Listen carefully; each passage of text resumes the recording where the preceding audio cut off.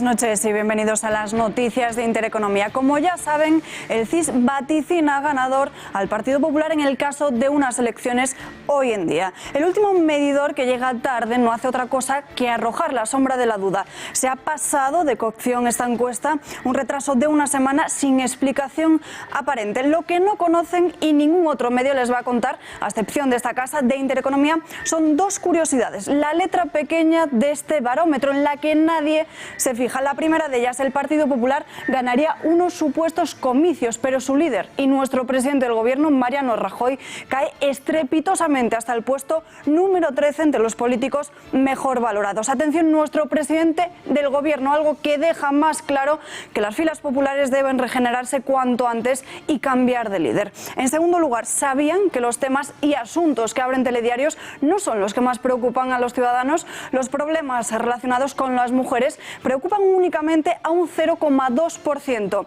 los mismos que llenan los prime times y las cabeceras de periódicos. Lo veremos en detalle a lo largo de este informativo. Más noticias en nuestro sumario.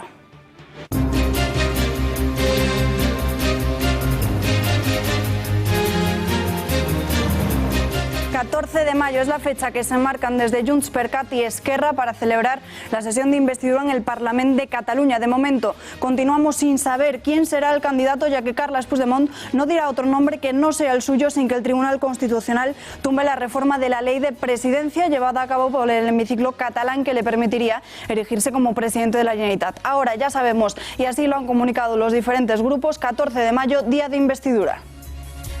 És evident que aprovarem, si hi ha finestra, la investidura del president Puigdemont, si no la deixarem per més endavant, no hi renunciem, però això vol dir que, com a molt tard el dia 14, la nostra voluntat és que hi hagi una investidura, si pot ser el president Puigdemont, i si no, d'un altre candidat. Quien diga que en Madrid no hay playa se equivoca. Está en el pantano de San Juan, la playa de Virgen de la Nueva, y es la primera de la comunidad que ha obtenido la bandera azul. El agua limpia y cumplir con los requisitos han hecho que lo consiga, pero no es la única, porque en España vuelve a encabezar el ranking mundial de banderas azules. 696 en playas, puertos deportivos y embarcaciones sostenibles que se han repartido a lo largo y ancho de nuestro país.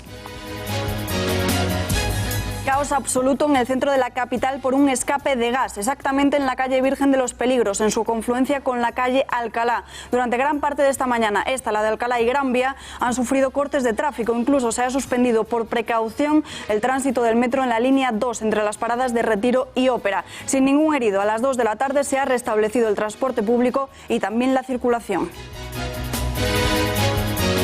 Esta misma tarde hemos conocido la decisión de Donald Trump sobre el acuerdo nuclear con Irán. A las 6, desde la Casa Blanca, el presidente de Estados Unidos ha comunicado al presidente francés Emmanuel Macron que se retirará del acuerdo. Sin embargo, desde Francia aseguran no haber recibido esta comunicación. Estados Unidos está preparándose para restablecer todas las sanciones a las que había renunciado como parte de este acuerdo firmado en la etapa de Obama e imponer sanciones económicas adicionales.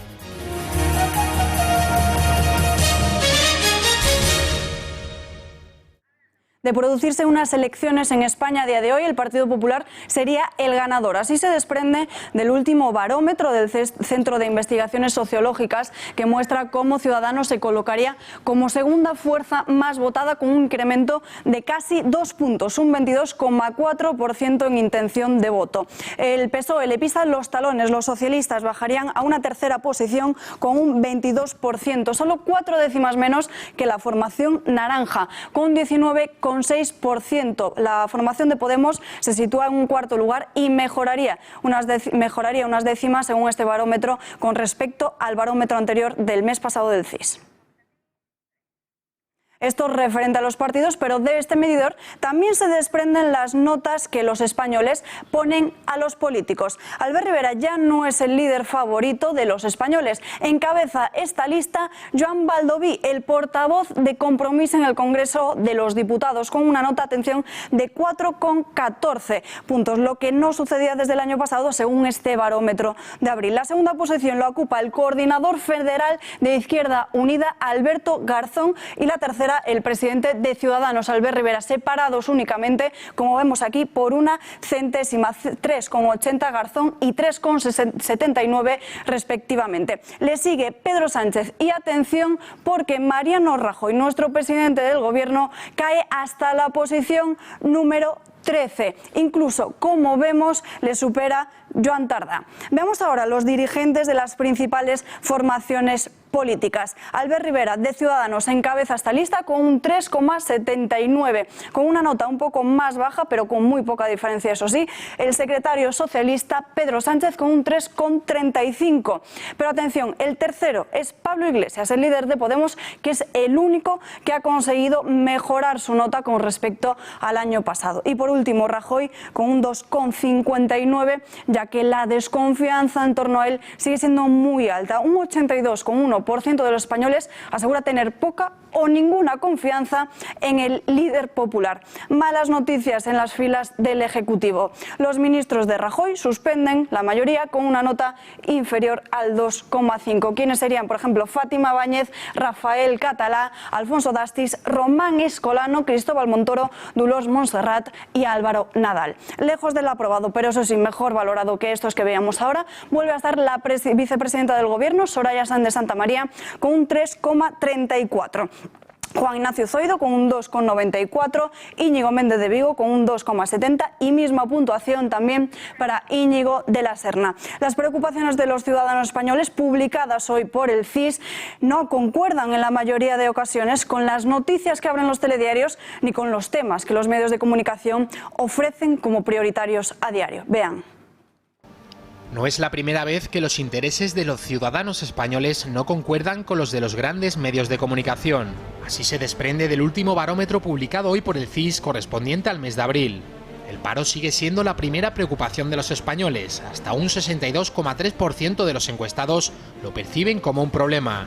Ninguna sorpresa teniendo en cuenta que en nuestro país hay 3,3 millones de parados. A continuación, la clase política y la corrupción propiciada por esta son los siguientes puntos que más suscitan la atención de los encuestados por el CIS. La corrupción y el fraude preocupan al 38,3% de los españoles, mientras que el 27,4% entiende la política como un problema. A estas alturas tampoco es una sorpresa que los políticos sean vistos más como un problema que como una solución a los males que sufren los ciudadanos. Sin embargo, hay asuntos como la inmigración con un 3,4% y la crisis de valores con un 1,9% que son percibidos como problemas por delante de otras cuestiones que están permanentemente en boca de los grandes medios de comunicación. Uno de ellos es el de los problemas relacionados con la mujer, que a pesar de la mucha información que se emite a diario sobre este tema, es concebido como un problema solo por el 0,2% de los españoles. Otro es el racismo, que a pesar de casos tan publicitados como el de Lavapiés del pasado mes de marzo, solo el 0,2% lo percibe como un problema. De esta forma, el CIS vuelve a demostrar que muchos de los temas que interesan a los grandes grupos mediáticos están muy lejos de los intereses de la gente corriente. Cautela desde las filas populares, que adelantan que a pesar de ser los primeros según las encuestas, todavía tienen que remontar. Y es que según Fernando Martínez Maillo, el coordinador general de la formación, su bajada puede deberse al coste electoral de ser el partido que gobierna. Por su parte, en el Partido Socialista hablan de escenario abierto y de triple empate. José Luis Ábalos, secretario de Organización, no ha querido hablar del sorpaso de Ciudadanos. Yo entiendo que haya gente que viva muy pendiente de las encuestas. Supongo que el señor Rivera vive muy pendiente de esas encuestas. Yo lo único que le digo es que, bueno, quien vive tanto de las encuestas tiene que sentirse hoy ciertamente humillado porque al señor Garzón y al señor Baldoví le valoren más alto que al líder de las encuestas. Que hay un ámbito de mucha disputa en el espacio de la derecha y que el Partido Socialista, dentro, como fuerza de ese triple empate, es la alternativa. Para Podemos, estos datos certifican una crisis irreversible del bipartidismo. La portavoz de Unidos Podemos, Irene Montero, ha afirmado que lo que deja el CIS es un escenario abierto en el que cualquiera de los 4 grandes partidos puede ganar unos comicios. Estamos en un escenario abierto en el que de las 4 principales formaciones del país cualquiera puede ganar las elecciones, que el futuro ya pasa por construir una alternativa a ese bipartidismo y que esa alternativa puede ser básicamente o la del sálvese quien pueda de los señores y señoras de Ciudadanos, esa que dice que a los compatriotas que han tenido un bache o a los compatriotas que han cometido un error se les puede dejar tirados en la cuneta. Bueno, esta es la primera encuesta que se conoce tras la crisis por la que ha pasado el Partido Popular al verse envuelto en el escándalo del máster de Cristina Cifuentes, y los populares siguen siendo la fuerza más votada. Pero aunque ganasen las elecciones en unas urnas, gobernar no les sería tan fácil. ¿No es así, María Matos? Muy buenas noches. Buenas noches. Pues sí, llegar a la Moncloa no es tan fácil y por eso vamos a ver las posibles alianzas electorales que podrían darse con estos resultados. Insistimos en que tan solo vamos a fijarnos en el porcentaje de intención de voto y no en el reparto de escaños al que solo podríamos acceder sabiendo los resultados finales de las urnas. Como saben, podría darse un gran pacto de derechas formado por el Partido Popular y por Ciudadanos, una alianza a la que ya llegaron en las anteriores elecciones. Juntos sumarían un 46,4% en esa intención de voto. Esta entente cuenta con un problema de rivalidad entre el Partido Naranja y los populares. Rajoy o su sucesor no aceptarían no gobernar siendo la formación más votada. Y en ese caso, Ciudadanos pues debería de plantearse si le compensa seguir siendo la muleta en la que se apoye su principal rival para seguir gobernando. Y la siguiente posible alianza sería la de izquierdas, que Unidos Podemos apoyase al Partido Socialista. Esta opción obtendría una puntuación bastante diferente, bastante baja, con un 41,6% en intención de voto. 41,6%, vamos a ponerlo así. Se lee bien, y esta opción es muy improbable, ya que ni Partido Popular ni Ciudadanos jamás dejarían gobernar a una opción en la que esté presente el partido de Pablo Iglesias. Su no evitaría esta posibilidad. Y por último tenemos la alternativa que ya fracasó en 2016, la unión de Ciudadanos y de Partido Socialista. Habría que ver entonces quién de los dos es el más votado, ya que solo le separa un 0,4% en intención electoral. Y si las condiciones son como las que vemos ahora, pues Pedro Sánchez podría permitir que Albert Rivera alcanzase la Moncloa, evitando así otro gobierno del Partido Popular y teniendo en cuenta además que su pacto de Podemos pues es imposible. Y fíjense qué cerca estarían de la coalición de derechas, con un 44,4%. Ahí lo vemos muy cerca, y aún así este pacto solo saldría adelante si Podemos lo apoya o se abstiene. Aunque si nos fijamos en la experiencia y miramos pues a las anteriores elecciones, Podemos votaría no, al igual que el PP y las formaciones también independentistas. De momento, aún queda mucho tiempo y la política puede dar muchas vueltas. Gracias, María. Estas eran las posibles alianzas según los datos desprendidos del CIS, pero nosotros hemos querido saber qué opinan los ciudadanos, quienes piensan que será el próximo partido en llegar a la Moncloa. Esto es lo que nos han dicho. Las encuestas luego se ve que no tienen mucha relevancia. Al final la gente vota lo que quiere y puede cambiar el voto incluso en el último momento, pero sí espero que haya un cambio de gobierno. Yo creo que va a salir el PP, a pesar de las encuestas. Pues la verdad es que no lo sé, porque están todos muy empatados. A mí no me gusta ninguno de los cuatro. O sea que creo que el PP se merece pegársela. Bueno, porque es el partido que está ahora mismo en el poder y es el gobierno, y aún así yo creo que tiene recorrido para aguantar su mayoría de votantes, ¿no? Creo que a Rivera se le entiende muy bien todo lo que dice, y segundo, que creo que es un partido nuevo, un partido joven y un partido que está calando en la gente. El PSOE, seguramente, yo creo, porque es el partido que puede dar un poco el cambio al país. Que yo era muy del PP y estoy tan confusa que últimamente, no sé, seguramente va a salir el PP otra vez. No me fío mucho de las encuestas. Como dicen los políticos, la encuesta verdadera es la del día de las elecciones, y yo creo que al final la gente volverá a votar al PP.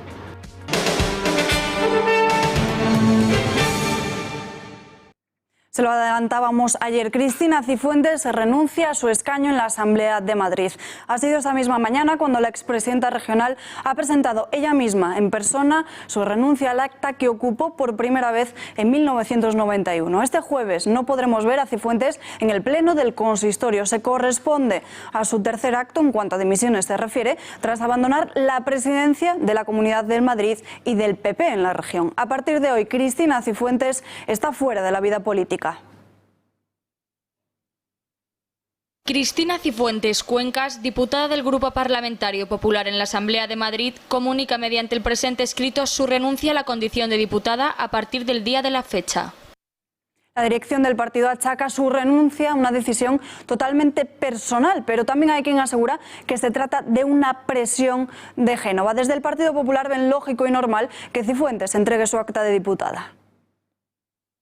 Esta mañana me preguntaban también, yo decía que esto es una decisión personal, creo que es lo lógico, lo normal. Nosotros no le hemos pedido que deje el acta, pero la verdad es que la situación suya a nivel personal, yo creo que por ella misma yo creo que ha sido una decisión positiva, ¿no? Nosotros íbamos a tener los mismos 48 diputados, estuviera o no estuviera, pero yo creo que también en lo personal ha sufrido muchísimo. El asiento que deja libre Cifuentes lo ocupará Federico Jiménez de Parga, el número 76 de la papeleta popular. Así lo ha comunicado el portavoz del partido, Enrique Osorio. La siguiente persona de la lista es Federico Jiménez de Parga. Federico Jiménez de Parga es una persona también con mucha experiencia en la Asamblea, ha sido diputado en 4 legislaturas, ha sido portavoz adjunto de Presidencia y de Justicia, portavoz de Radio Televisión Madrid. Es una persona con mucha experiencia y que la esperamos en el grupo para que nos ayude en este año, que va a ser un año muy bueno para los madrileños, para el grupo parlamentario, porque queremos hacer muchas cosas.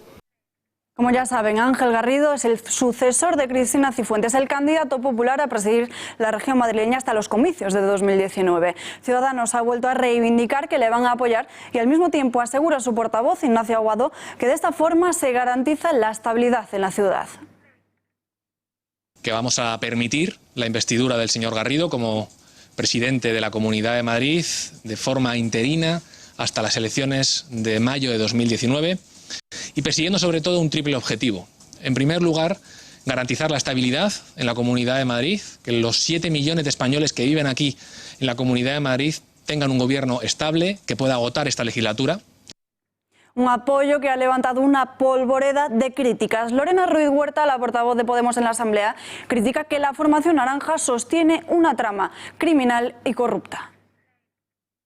Ciudadanos ha decidido seguir apoyando a esta estructura tan corrupta y a este partido que está en plena descomposición.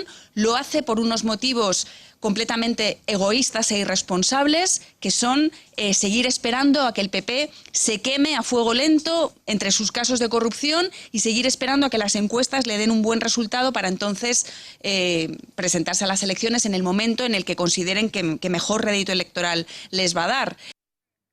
Primera sentencia firme por la trama Gürtel. El Tribunal Supremo dicta condena de 13 años de prisión para el cabecilla del caso, Francisco Correa, 13 años y 3 meses para el número 2, Pablo Crespo, 12 años y 3 meses para Álvaro Pérez, más conocido como el Bigotes, y 9 años para Milagrosa Martínez, la exconseller de Turismo, por amañar contratos para la Feria de Turismo de Fitur entre los años 2005 y 2009. Además, Correa, Crespo y el Bigotes deberán hacer frente al pago de 3,9 millones cada uno por un delito de tráfico de influencias.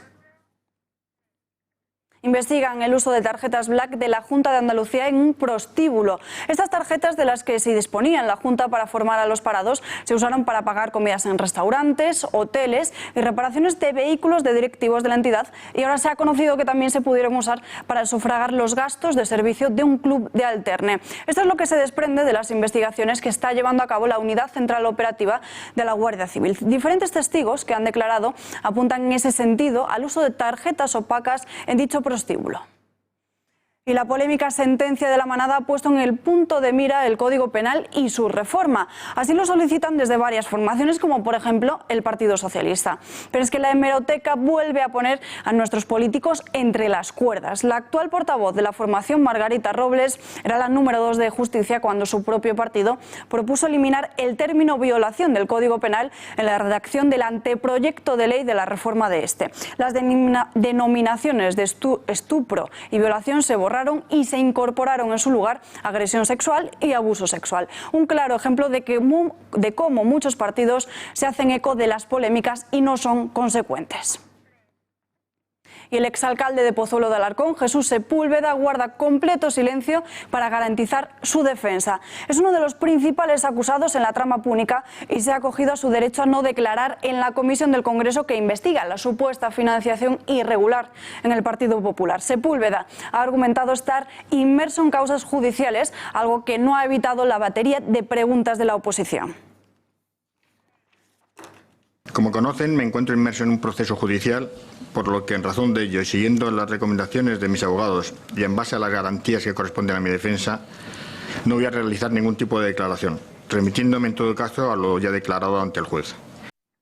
La sentencia del caso de La Manada prohíbe expresamente hacer público cualquier dato que permita identificar a la víctima. Sin embargo, en esta ocasión no ha sido así. La policía ya ha comenzado a recopilar las publicaciones con comentarios vejatorios sobre la joven y la justicia ha abierto las primeras diligencias. La curiosidad mató al gato a pesar de todos los intentos por preservar la intimidad de la víctima de La Manada. Algunos usuarios de Forocoches y de burbuja.info ya saben todo acerca de esta joven. Uno de los usuarios daba la voz de alarma tras haber averiguado su nombre completo, algunas fotos, vídeos o tras haber visto incluso su matrícula de la universidad e incluso su perfil profesional en LinkedIn. Era entonces cuando se tomaban cartas en el asunto, sobre todo después de que esta se difundiera su imagen del DNI, su DNI pixelado, pero que desvelaba hasta la dirección de la víctima. Este es el comunicado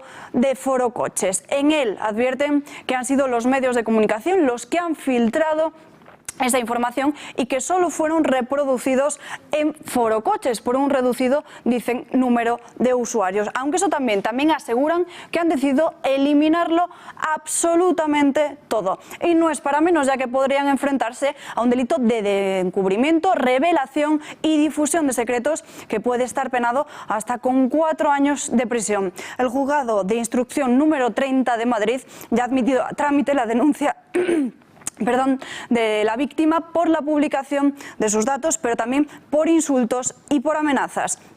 También el Consejo General del Poder Judicial investigará el caso. Pero ¿cómo pudo filtrarse esta información? Pues precisamente la Audiencia de Navarra envió la sentencia a los medios por correo electrónico, manteniendo al borde el código con el que se permite acceder al original en el gobierno foral, y ahí sí que estaban los datos de la víctima.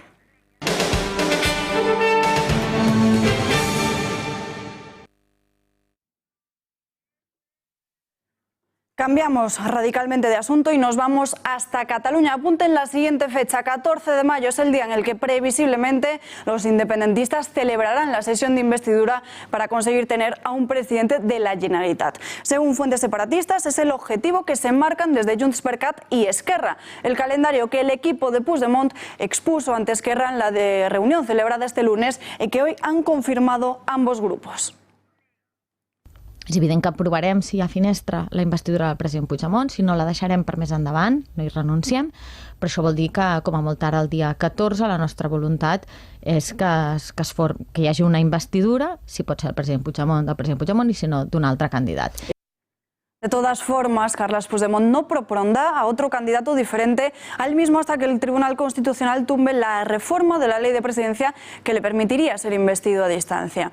Desde En Comú Podem atizan al presidente cesado y dudan de si el escenario que pretende es elecciones o formar gobierno. Nosotros creemos que tiene que haber efectivamente un gobierno efectivo ya para recuperar el autogobierno, para recuperar la seguridad como país, para salir del 155, pero bueno, que tenemos que llegar a ese escenario ya inmediatamente. Pero que no puede ser que en estos momentos todo esté en manos de una persona que no sabemos si realmente quiere conformar un gobierno en Cataluña o quiere llevarnos a nuevas elecciones. Y si quiere llevarnos a nuevas elecciones tendría que responder por qué. Esto choca efectivamente con la vía que se impone en Cataluña de lo que diga Puigdemont. Pues mire, a mí me parece que lo que dice Puigdemont o la vía de lo que dice Puigdemont ahora mismo se parece más a un relato monárquico que no republicano. lo que diga una persona va a ser el futuro de Cataluña. A mí me parece que lo que tiene que ser el futuro de Cataluña tendría que ser ampliamente compartido por mucha gente. Los exconsellers catalanes Borràs, Mundó, Vila y Boya vuelven a verse las caras con Pablo Llarena. Esta mañana los separatistas han acudido al Tribunal Supremo para volver a declarar ante el magistrado. Tiene toda la información Marta García Villanueva. Nos vamos en directo hasta nuestra redacción de informativos. Marta, muy buenas noches. ¿Qué es lo que han dicho en esas declaraciones? Buenas noches, Salva. Pues los tres exconsejeros, Borràs, Mundó y Vila, se han acogido a su derecho a no declarar tras habérselo comunicado su procesamiento por malversación y desobediencia. De esta forma, han perdido la oportunidad de explicar si es cierto que no se utilizó dinero público el 1 de octubre. Sin embargo, a la salida del tribunal, Santi Vila sí que ha querido hacer referencia a este delito por malversación, asegurando que ni él ni ninguno de los demás utilizó dinero público en el referéndum. De esta forma, se ha aferrado a las palabras de Cristóbal Montoro, ministro de Hacienda. Y con respecto a Mireia Boya, el magistrado sostiene que desobedeció al Constitucional al registrar en el Parlamento la proposición de ley que perseguía la desconexión de Cataluña. La exdiputada sí que ha querido declarar ante el juez diciendo que la sentencia ya está dictada y que la causa abierta en el Supremo es simplemente una politización de la justicia. Además, ha puesto en duda la imparcialidad del juez y ha declarado a las afueras del tribunal que el juicio real será en instancias internacionales. Le he dicho que espero con resignación una sentencia que creo que ya está escrita. De hecho, el auto se parece mucho a esta sentencia y le he dicho que este juicio es teatro, es una pantomima política y que el verdadero juicio se dará en instancias internacionales. Gracias, Marta. Y cada vez más en entredicho su actuación, el presidente del Parlamento, Roger Torrent, ha vuelto a defender a los golpistas presos. Dice que hay que luchar para preservar sus derechos y libertades fundamentales. I no podem callar tampoc davant de la situació que ens fa veure als nostres carrers i a les nostres places determinades manifestacions amb simbologia feixista i simbologia nazi. Ho veiem amb preocupació i a tots ens correspon lluitar amb la política, amb la paraula, però lluitar per preservar els drets i les llibertats fonamentals, per preservar els drets i les llibertats democràtiques. Ens toca a tots, però especialment els hi toca a les noves generacions. Especialment els hi toca a aquells qui cada vegada els queda més lluny per una qüestió temporal l'horror que va viure a Europa fa unas cuantas décadas. Analicemos qué es lo que ha sucedido hoy ante el magistrado del Supremo con Pedro Fernández, vicesecretario jurídico de Vox, que ejerce también la acusación a popular en la causa contra el procés separatista. Señor Fernández, muy buenas noches. Hola, ¿qué tal? Buenas noches. Todos los medios de comunicación aseguran que Pablo Llarena ha tenido una actitud impresentable, que ha amenazado con cambiar el delito a Mireia Boya y procesarla por rebelión. ¿Qué es lo que ha ocurrido realmente? Bueno, en realidad los medios de comunicación que mantienen esta acusación faltan descaradamente a la verdad. Lo único que ha ocurrido es que el instructor ha sugerido a la señora Boya que no hiciera juicios jurídicos sobre situaciones procesales de otros procesados, pero siempre de forma educada y respetuosa siempre. No obstante, no es el único rifirrafe que ha protagonizado Boya. También ha aprovechado para hacer una especie de alegato judicial y asegurar que la sentencia ya está dictada, que la justicia está politizada, que el juicio será en instancias internacionales. En definitiva, poniendo en duda la imparcialidad del magistrado. ¿Esta actitud es admisible? Por supuesto que no es admisible. La señora Boya ha realizado una soflama política auténticamente disparatada, diciendo que, por ejemplo, el delito de desobediencia no debería existir o que el supuesto derecho de autodeterminación está por encima de normas imperativas como la indisoluble unidad de la nación española. Y siempre además lo ha hecho de forma despreciativa y con una falta de respeto que ha excedido lo que son los usos forenses habituales. Señor Fernández, muchos de los que han declarado hoy se han vuelto a aferrar a las palabras del titular de Hacienda, de Cristóbal Montoro, para asegurar que no hubo malversación de fondos públicos para sufragar el 1 de octubre. ¿Qué sabemos de esa petición que realizó Pablo Llarena Montoro? ¿Cuándo va a responder el ministro? Bueno, según nuestras últimas noticias, el informe realizado por Montoro ya está en manos del instructor. Lo que ocurre es que a día de hoy todavía no se ha pasado a las partes para su examen. Por lo tanto, habrá que esperar que los próximos días tengamos acceso a este informe. Además, la prensa catalana habla hoy de revés al magistrado Llarena. Así califican la decisión de la justicia belga, que ha pedido que aclare los motivos de la petición de entrega de los 3 exconsellers allí fugados. ¿Cómo lo calificaría usted? Bueno, en realidad no es un revés al instructor. Simplemente el tribunal belga lo que ha hecho ha sido una petición al instructor aquí en España, al Tribunal Supremo, para que confirme los hechos y la calificación jurídica que son la base de la orden europea de detención. Por lo tanto, es un acto de cooperación judicial normal entre tribunales de distintos países. Pedro Fernández, gracias por estar en este informativo y buenas noches. Buenas noches a usted.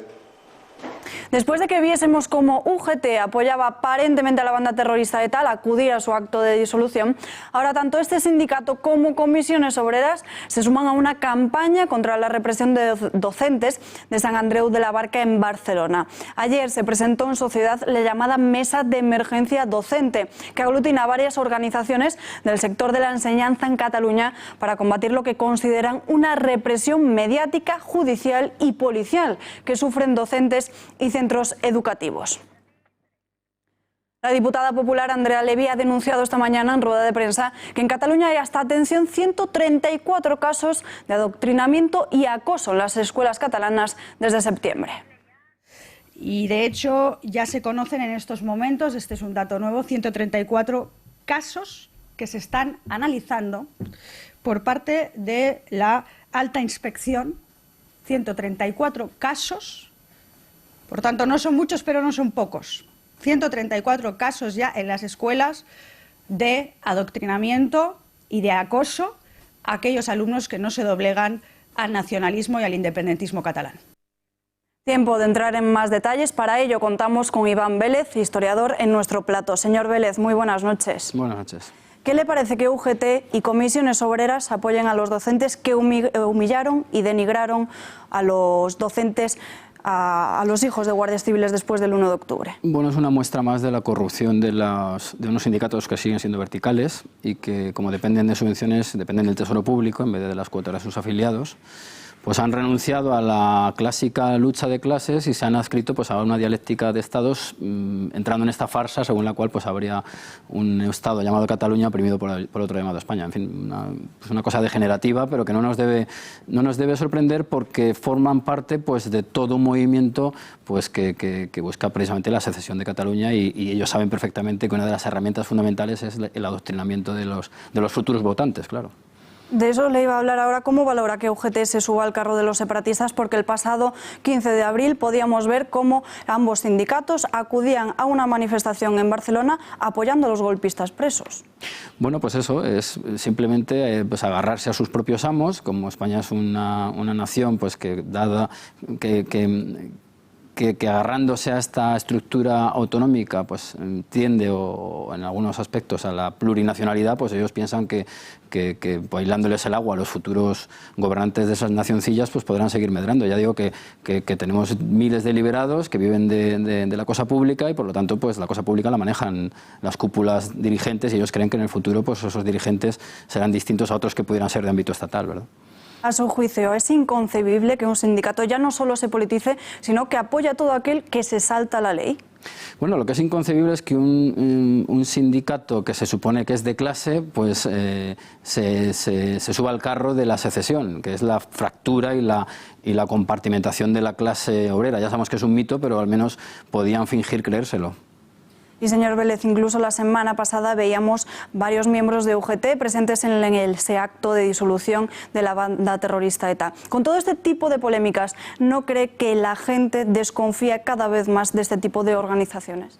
Hombre, sin duda, y de hecho van bajando las afiliaciones. Lo que pasa que, bueno, vuelvo a repetir el argumento, como ellos están agarrados a la cosa pública, pues les da un poco igual. Es un conjunto flotante de funcionarios pues que en vez de ponerse corbata no la llevan y responden a ciertas movilizaciones temporales que justifican su existencia y sus sueldos. Es así de sencillo y de burdo el asunto. Pues señor Vélez, gracias por estar aquí con nosotros y muy buenas noches. Gracias.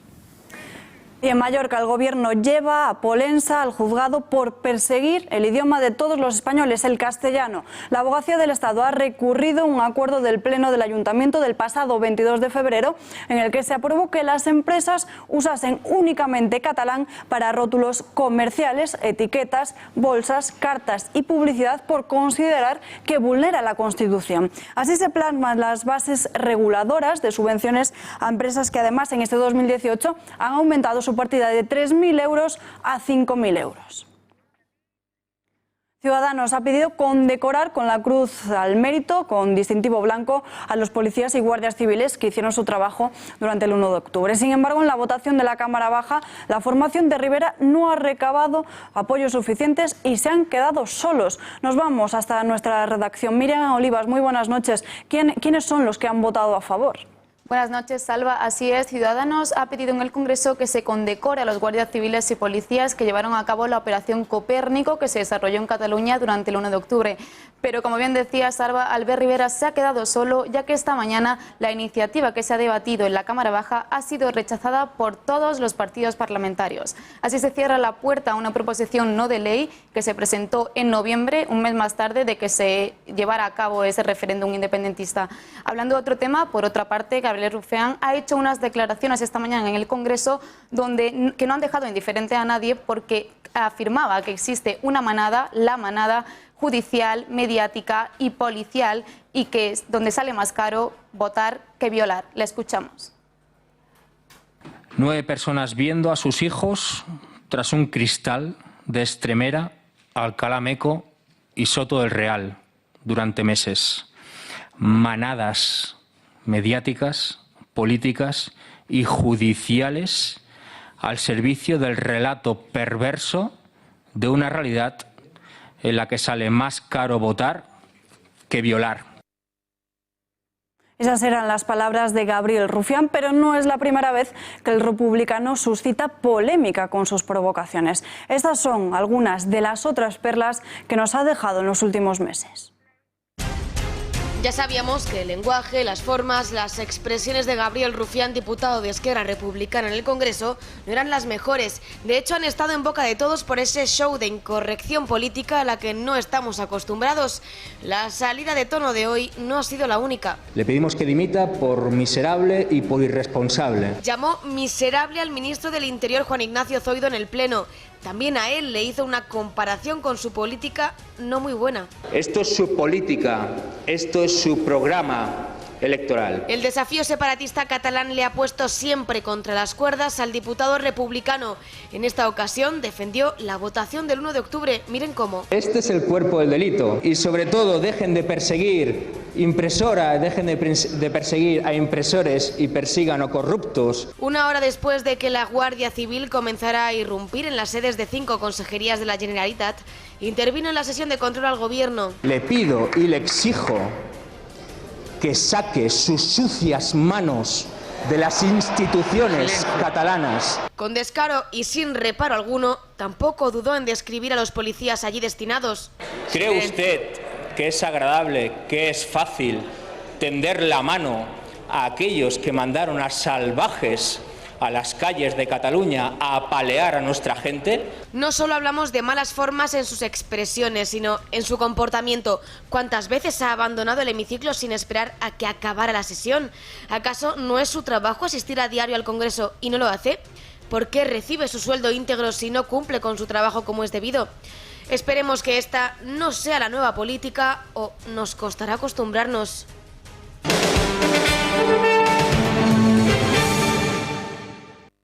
En página internacional, desarticulada una célula yihadista hispano-marroquí que pretendía atentar en España. 5 personas detenidas, en concreto 2 en España y 3 en Marruecos, en una importante operación conjunta entre la Policía Nacional de ambos países. Fuentes de la investigación aseguran que los arrestados se encontraban en contacto con yihadistas ubicados en Siria y que pretendían materializar la estrategia de la organización terrorista en Occidente. La multicultural Gales inaugura una clínica de mutilación genital femenina en Reino Unido. Para conocer todos los detalles de esta información tenemos con nosotros a Julio Llorente, periodista de La Gaceta y autor de esta información. Julio, muy buenas noches. Buenas noches. Desde hace unos años, Reino Unido ha asumido una política multicultural que ha entrañado consecuencias dramáticas para la población de ese país. Además del surgimiento de guetos, al multiculturalismo, Reino Unido debe agradecerle la generalización de clínicas de mutilación genital femenina. En Inglaterra ya hay unas 5 clínicas de este tipo y en Gales acaba de inaugurarse la primera. Las cifras a este respecto son escalofriantes. Una mutilación genital femenina tiene lugar en Gales cada tres días y más de 2.000 mujeres han sido sometidas en algún momento de su vida a tan incivilizada práctica. Por su parte, en el conjunto de Reino Unido, más de 140.000 mujeres han sido víctimas de esta mutilación. Debemos decir que la mutilación genital femenina fue proscrita en Reino Unido hace más de 30 años, pero que las autoridades británicas han sido incapaces de encontrar métodos efectivos para su persecución. Aunque el origen de la mutilación genital femenina no sea religioso y no esté universalmente aceptada por los musulmanes, lo cierto es que la Escuela de Jurisprudencia Islámica Shafi'i la considera obligatoria y el Consejo de Ulemas de Indonesia, que es el país con mayor número de población musulmana del mundo, la promueve con especial entusiasmo. Julio, gracias y muy buenas noches. Dimite el fiscal de MeToo acusado de maltrato por 4 mujeres. El fiscal general del estado de Nueva York ha anunciado esta misma mañana su renuncia al cargo. Se produce poco tiempo después de que se conocieran denuncias contra él sobre presuntas agresiones físicas a varias mujeres. Él mismo ha reconocido que estas acusaciones le impiden realizar su labor. Esta misma tarde hemos conocido la decisión de Donald Trump sobre el acuerdo nuclear con Irán. A las 6, desde la Casa Blanca, el presidente de los Estados Unidos, Donald Trump, ha dicho al presidente francés, Emmanuel Macron, que se retirará el acuerdo con Irán. Estados Unidos está preparándose para restablecer todas las sanciones a las que se había renunciado como parte del acuerdo e imponer sanciones económicas adicionales. Las claves de la salida de Estados Unidos del acuerdo nuclear con Irán, el pacto nuclear con Irán preveía que el régimen de los ayatolás renuncie explícitamente a perseguir el arma atómica, reduzca su infraestructura nuclear a niveles solo útiles para la investigación médica y para producir energía. ¿Qué otras concesiones ha tenido que hacer Teherán? Pues ha tenido que aceptar un régimen de inspecciones del Organismo Internacional de la Energía Atómica, como ningún otro país se ha visto obligado a hacerlo. A cambio, el Consejo de Seguridad de la ONU, la Unión Europea y Estados Unidos se comprometen a levantar todas las sanciones impuestas al programa nuclear iraní y a facilitar el restablecimiento de lazos comerciales con el país. ¿Qué beneficios ha traído el pacto hasta el momento? Pues la renuncia de Irán a un programa nuclear con fines militares ha acabado con uno de los mayores quebraderos de cabeza internacionales de las últimas 2 décadas. El temor a un Oriente Próximo nuclearizado y ajeno a la influencia occidental. El éxito diplomático que supuso sentar en la misma mesa estadounidenses, europeos e iraníes reforzó un canal de comunicación que, según los analistas, ha sido crucial para abordar otras cuestiones geopolíticas cruciales como la resolución de conflictos armados en Afganistán, Irán y el Líbano.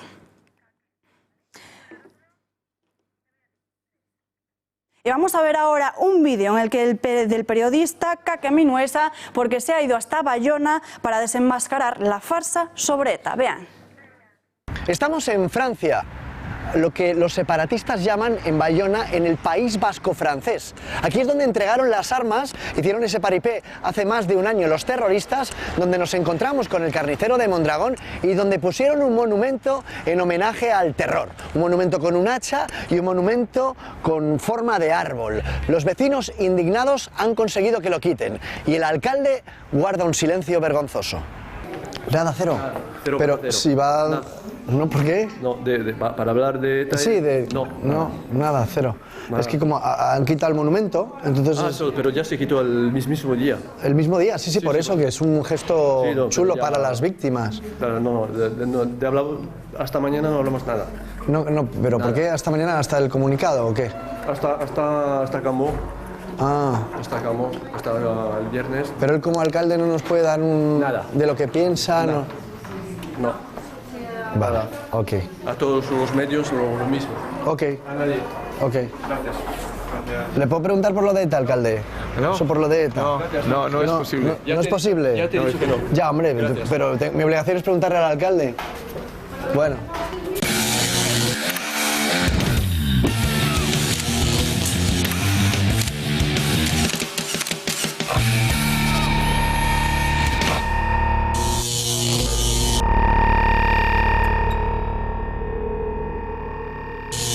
Bayona, santuario de tarras durante un montón de años, es lo que algunos llaman el País Vasco francés, ¿no? Esa hermandad la ves en los locales, en los bares y en las calles.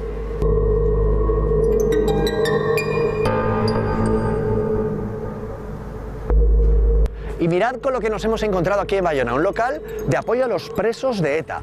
Un local que es solo para eso, con carteles, megáfonos y todo tipo de infraestructura para apoyar en las manifestaciones a los prisioneros etarras. Hola. Oye, ¿te podemos preguntar por el tema de lo de mañana? Podemos preguntar, es que veo que tenéis aquí todo el acercamiento de presos, todo esto es para las manifestaciones y demás. ¿No vais a hacer declaraciones ni nada? ¿Pero esto es un local de apoyo a los presos o de qué es? ¿Tú qué piensas? Hombre, yo veo que hay muchos lemas que hablan del acercamiento de presos. Por si queréis hacer alguna declaración del fin de ETA. ¿No queréis hacer ninguna declaración? Nada. Nada. ¿Y mañana qué vais a hacer? ¿Vais a ir también con todo? Nosotros los de aquí no vamos a hacer nada, absolutamente nada. Vosotros os dirigís a Baquevidea, a los que organizan y punto.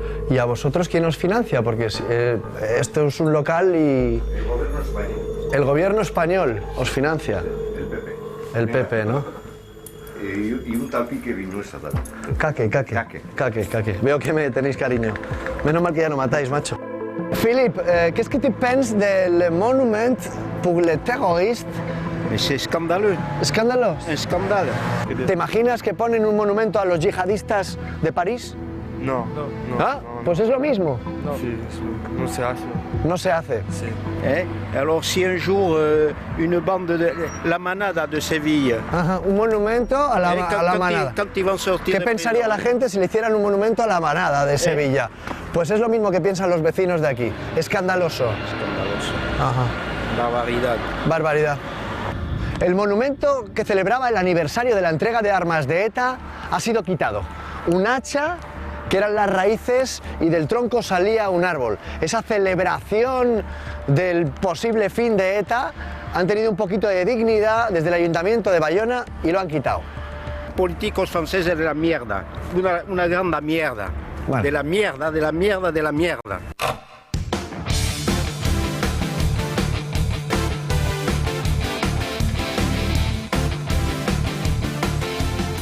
Y en deportes, Juanma Pérez Noya, muy buenas noches. Buenas noches. Zidane pasa de polémicas de arbitraje. Sí, y además no es algo muy habitual en los últimos años. En la sala de prensa del Real Madrid se recuerdan mucho esas famosas ruedas de prensa de José Mourinho en las que comparecía con ganas de hablar del arbitraje. Esta vez no, Zinedine Zidane pasa de polémicas, y eso a pesar del nefasto, del horrible arbitraje de Hernández Hernández, del que días después de ese clásico relativamente intrascendente entre Madrid y Barça se sigue hablando. El entrenador del Real Madrid no solamente ha pasado de la polémica en torno al colegiado canario, sino que además ha quitado hierro por la polémica, por la discusión, por el ataque de Leo Messi hacia el propio Hernández Hernández. Recordamos que en el vestuario, en el pasillo de vestuarios del Camp Nou, se dirigió a Hernández Hernández, le llamó cagón textualmente y dijo que por su culpa el Barcelona no conseguía sacar ventaja respecto al Real Madrid. Él dice que lo que pasa en el campo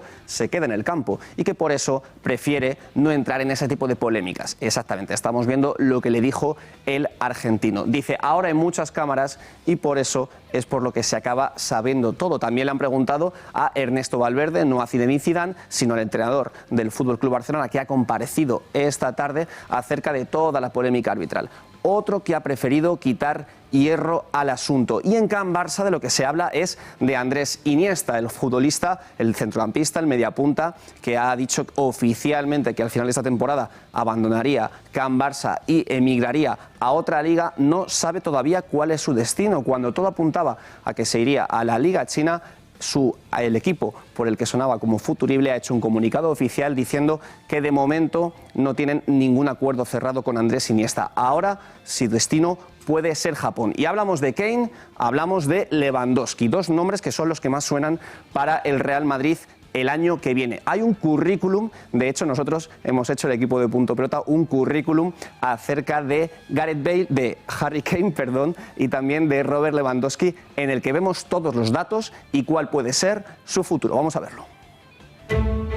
Todo apunta a que Salah y Neymar serán los nombres del mercado de fichajes. Sin embargo, no serán los únicos protagonistas del verano. Bale está más apático que nunca y las cifras de Benzema son las peores de su carrera. Ante este panorama, Florentino Pérez y Zidane lo tienen claro. No basta con fichar al egipcio o al brasileño. Hace falta otro goleador.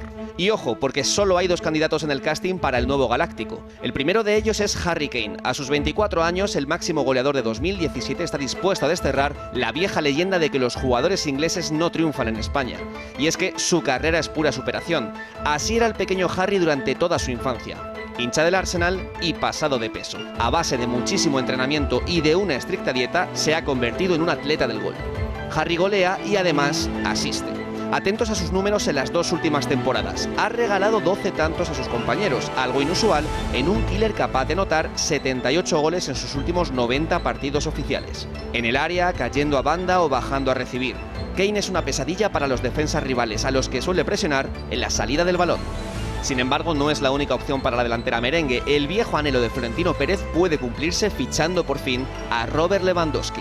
Desde que anotó 4 goles al Madrid en las semis de Champions de 2013, siempre ha sonado para vestir de blanco. Ahora, cuando está a punto de cumplir 30 años, está más cerca que nunca. El polaco quiere salir del Bayern, está harto de caer en Champions ante equipos españoles y el Bernabéu su sueño de infancia. Hijo de un exfutbolista aficionado al judo, ya entonces era un obseso del entrenamiento. Esta obsesión por cuidar su físico se ha potenciado tras casarse con Anna Lewandowska, ex karateka y entrenadora personal. El matrimonio es toda una celebridad en su país. Pese a ser 3 centímetros más bajo que Kane, Lewandowski ejerce de tanque en el área, un killer de los que ya casi no quedan. Todo lo que pasa por sus pies tiene un único objetivo, el gol. Pero atentos porque también le sobra calidad para asistir. En las 2 últimas temporadas ha repartido 16 asistencias y marcado 99 tantos, casi a 1 por partido. Nosotros nos vamos, pero les dejamos con el tiempo. Hasta mañana.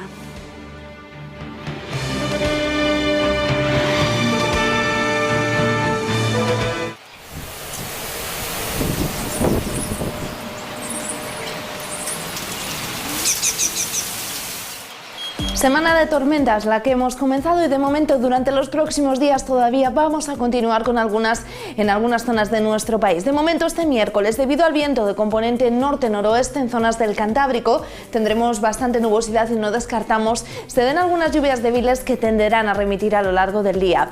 Las tormentas volverán a aparecer, lo harán sobre todo en Cataluña, de hecho allí tenemos aviso amarillo por fuertes precipitaciones que pueden acumular hasta 20 litros por metro cuadrado en una hora, acompañadas de esas fuertes tormentas. Unas tormentas que también se van a dar de nuevo en otros puntos, como por ejemplo en Andalucía, en Murcia, en el sur de Castilla-La Mancha, y esperamos algunas tormentas que incluso pueden ir acompañadas de granizo. En cuanto a las temperaturas, descienden sobre todo en áreas del noroeste. Tendremos un descenso térmico, como por ejemplo en Galicia, en La Coruña no vamos a pasar de los 15 grados y en cambio en otras zonas nos vamos a mantener por encima de los 25 grados, como en puntos del centro y del sur peninsular. En cuanto al jueves, disminuye la probabilidad de lluvias, pero todavía